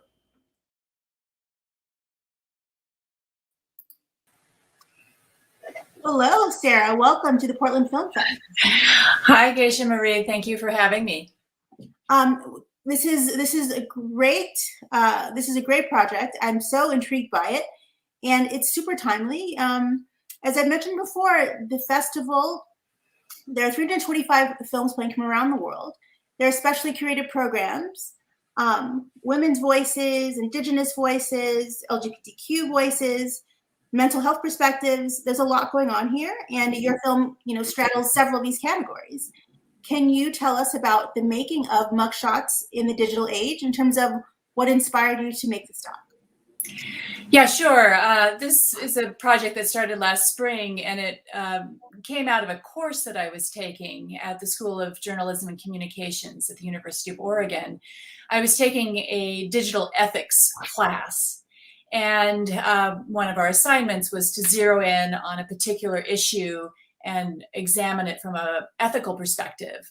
And we had the option to make a film or to do something that was, like just an academic paper. And I decided to go ahead and make a short film. And it was the reason I chose mugshots was it had a little bit to do with a personal storyline that I had earlier in the year, at the beginning of COVID, actually nearly a year before, had been doing a little bit of research on how I might be able to help my brother. And when I Googled his name, a mugshot came up of my brother, and I didn't know that it was out there. I didn't know anything had happened, and it had turned out that it was something that had happened a long time ago. But for all these years, his mugshot had been online in this particular article. And I started doing a little bit more of a deep dive and researching all this, only to discover that, of course, it's been a big issue for people who've had their mugshots up there for a long time. It is a problem in terms of their ability to get employment or get, work with a new rental situation or something like that. Right. So, well, yeah. Well, thank you for making this film. It's really eye-opening. I think that, we have been speaking so much about, police brutality, the overreach of our police state, the penal system, and we tend to see it in terms of the video of someone being shot, but it's so far-reaching in that this offers a different lens on that. And can you talk to me about?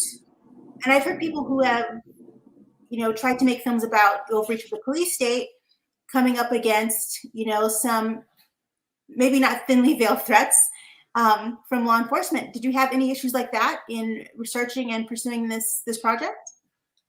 Well, the key dilemma or the problem here is that as the state of Oregon in particular is now changing some of their laws and not allowing these booking photos to become available, what that does is it throws it gives that responsibility back to law enforcement. They get to decide which pictures are being released or which are not. And for the larger media community, that's a real red flag, because that says something about what public records we have access to. And so what was interesting in the context of the project is that I got to interview an editor from the Oregonian who's really a strong advocate for public records and wants those mugshots to remain public. But at the same time, I got to talk with other people whose lives are deeply impacted by having those up there. And probably one of the most interesting characters was someone whose public testimony was part of the state legislature, and that's Lincoln County's sheriff, Sheriff Landers, who'll be joining us for the panel discussion, because he does represent that law enforcement ability to, that face of the person who gets to decide what does or doesn't get made public moving forward. So there's some unresolved issues there. I see this sounds like a sort of a long-term sort of project to keep an eye on. Can you tell us a bit about your funding and how you went about making this film? Funding, even for a short, it's required. So there was no funding, but the fact that I'm a student in the program meant that I had access to the equipment that I used to make it. And outside of that, there was zero budget. So anything that was any expenses incurred for, the software, the permissions, all of that was on me. Oh, I see. Well, that was a lucky break for you. I mean, I think I speak to so many filmmakers and people that I know in independent film, and funding is a big part of their struggle.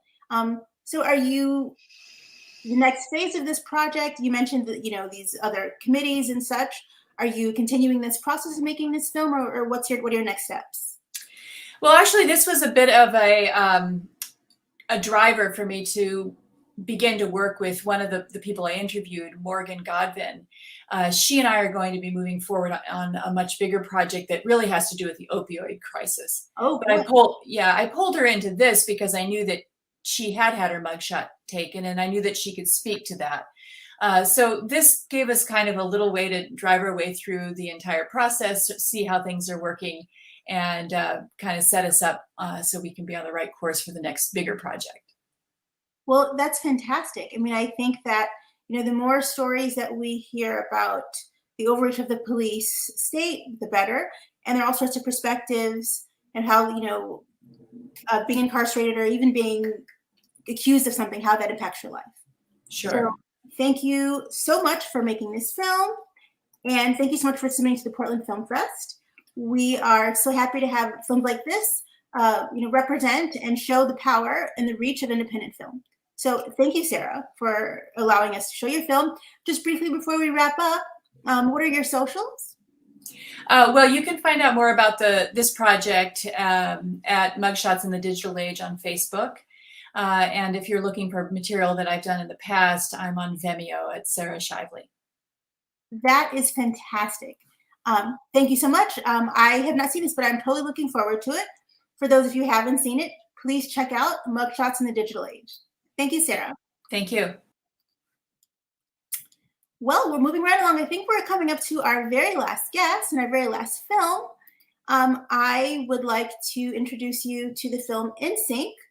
And the director of this film is Shakon Martin Berkowitz. And first, let's check out a clip from the film.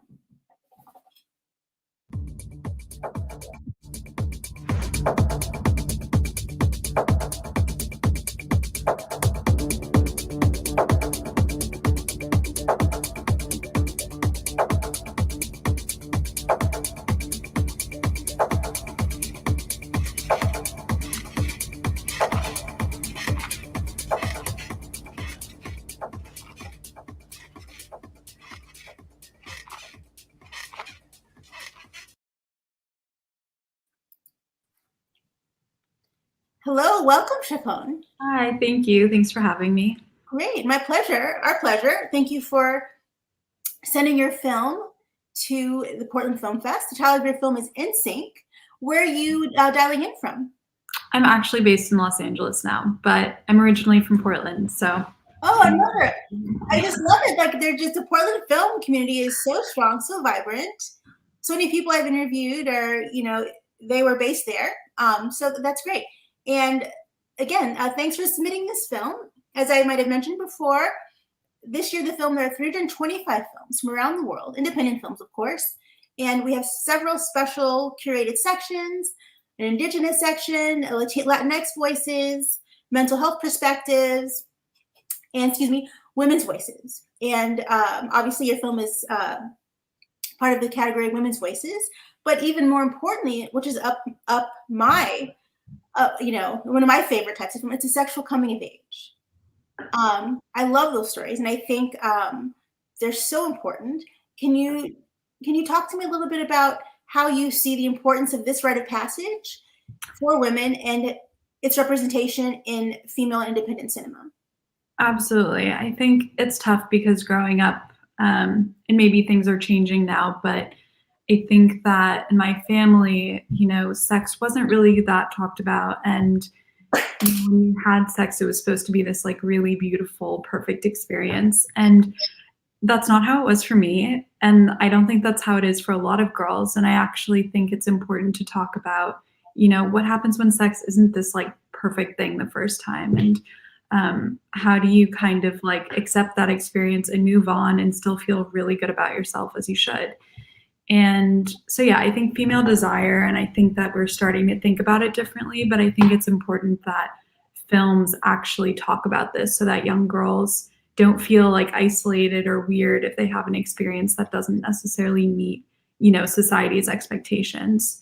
And I think that we are starting to see more of that in the media. Like I just saw Titan recently, a Julia Decournau film, and I was just so excited that I feel like she's pushing boundaries of female sexuality, and it makes me hopeful that there will be more work like that made.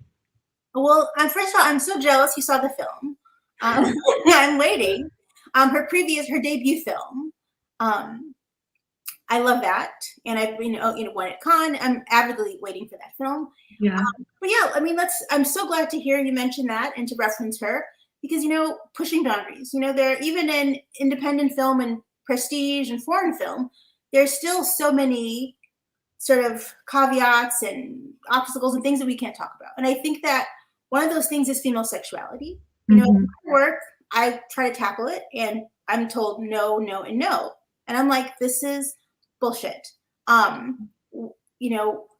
What are your influences that have sort of led you to say, this is a great subject matter. It can be done tastefully, not gratuitously trashy, soft this or that. Talk to me about influences and how you approach writing a really solid story that is actually about sexuality as well. Yeah, it's funny. I feel like a lot of my influences are actually my best friends, because I think throughout my life, I realized how much was being talked about. And then when I would get close enough to other girlfriends and actually talk about these things, it was like, oh, I'm not alone in whatever experiences I might be having. Like, there are a lot of us that have these same things, and yet we feel weird about it because it's not being talked about. So I think, my personal experiences are very much at the forefront of why this is so present in my work. But, of course, there are female filmmakers that have done such a great job of capturing female sexuality as well. Like Andrea Arnold is someone that I really look to, who just can capture that like raw female sexuality that isn't perfect in this like beautiful, glamorous way. And yeah, so I don't know. Did that answer your question? That answers it. I mean, any mention of Andrea Arnold, I'm just so pleased to hear it. She's one of my favorite filmmakers as well. Yeah. And I think that she really captures female interiority in like its messy way better than anyone else. So thank you for mentioning her. So can we also talk about funding? I mean, funding is so important to independent filmmakers, indie filmmakers. What was your funding situation in making this film? It was tricky. It was really tricky. We did a lot of outreach to family and friends. And then I also, I've been working as an assistant in Hollywood and then as a writer. And I did use like a lot of my own savings to put into the film. I think it's especially tricky in LA sometimes because people are less willing to do favors, and you really have to make sure. I mean, you should be paying everyone on set, but even locations are a bit trickier because, huge film crews have the ability to pay the costs for properties to shoot there. But that said, there were a lot of restaurants that gave us great deals on like food, which makes a huge difference. Anything counts like that. And, props, like my roommate and I went and like dug through all of our childhood things to try to find props. And weirdly, like the process of doing that, I think actually made the film better because then it felt more authentic. Like we weren't just buying things that were new. We were really going back to like our girlhood bedrooms and being like, okay, well, I have this diary and I have this like random pot thing. And I don't know, it ended up being a fun experience of like scrounging things together. Yeah, that's lovely. It's really those touches that really give you authenticity. And that you can put your stamp on it, and this is your voice, this is your work. I always ask a question of filmmakers, if I can, a hypothetical, because this is a Q&A festival about independent film, and about what it takes to be an independent filmmaker, and the importance of sticking to one's voice and one's vision. So my hypothetical is, say a big production company, big deal, swooped in, say we got $10 million for you. Here's this film, but it's not your voice. We want something that, like, we want a sanitized version of female sexuality. We want some kind of like father knows best kind of thing, just hypothetical for you, father knows best thing. How would you, not to put you on the spot or anything, just very curious, how would you respond to that? I don't know that I could make a film if I really disagreed with the ideology behind it. I don't think any amount of money would make me able to do that. Or maybe, you know what, I would take the money and then pretend that I was doing what they wanted and then somehow manage to make it subversive. So without their knowing. Bravo, that is the best answer. That's the answer I'd expect from a fan of Julie DeCono, because I imagine that's what she would do. So that's awesome. Just briefly, have you, there are so many programs like fellowship programs, labs, et cetera, that are for, bolstering the numbers of women in film. Have you been involved in any of these programs? And do you think they're moving the needle enough? I have not been part of the programs. I was actually planning to apply to AFI's DWW workshop, but unfortunately COVID affected that significantly. And so they're waiting another year. I think, yes, it seems that they are moving the needle. Within my circles, it's easy on Instagram to say like, oh, wow, these women are doing so much. This is awesome. Like these organizations are pushing them forward. I think it's another conversation, if once you graduate from programs like this, if studios are actually taking the graduating class seriously. And it might take a little more time to actually see if that's the case. I'm hopeful. I'm not certain, but I'm hopeful. So we'll see. Because there are so many amazing female directors that I just like am in awe, and it's awesome that these organizations champion them, but we'll see if the industry really takes them in. Yeah, we'll see. That's what I say, keeping a wishful eye on that. So I'd love to chat with you. I think we could chat forever, but we have to wrap up. So very briefly, can you shout out your social handles if you'd like to, and where we can find info about your next projects? Yes, I'm on Instagram at LoveShack. LoveShack, CHAC. That's awesome. We will definitely be checking you out. Again, thanks for submitting your film in sync. And, to all of the fest goers, please check this film out, buy tickets, and buy tickets for your friends, for your female friends. I'm sure they'll love it too. Thank you so much, Siobhan. Thank you so much. Have a good day. So, I think we have been chatting with some great filmmakers, female filmmakers. We thank you so much for tuning in. We thank you for supporting the Portland Film Fest. And we thank you for supporting independent cinema. Please, if you have not, check out the virtual lobby at pdxff.com. You can, chat with other filmmakers, with film fest goers, buy some merch, buy more tickets, and learn about our sponsors. I'm signing off. It's been my pleasure to host this Q&A. My name is Geisha Marie Bland, and you can find me at GM Gecko on the various socials. Thanks so much. Until next time, bye-bye. It's never been easier to support independent voices and experience the Portland Film Festival. Simply grab your Xfinity voice remote and say, Portland Film Festival. Next, the Watch With app appears with all the content at your fingertips. Enjoy behind-the-scenes access to free films created by a diverse array of talented independent filmmakers. Willie, there are so many great movies to watch from the comfort of our own home, and experiencing the Portland Film Festival has never been easier.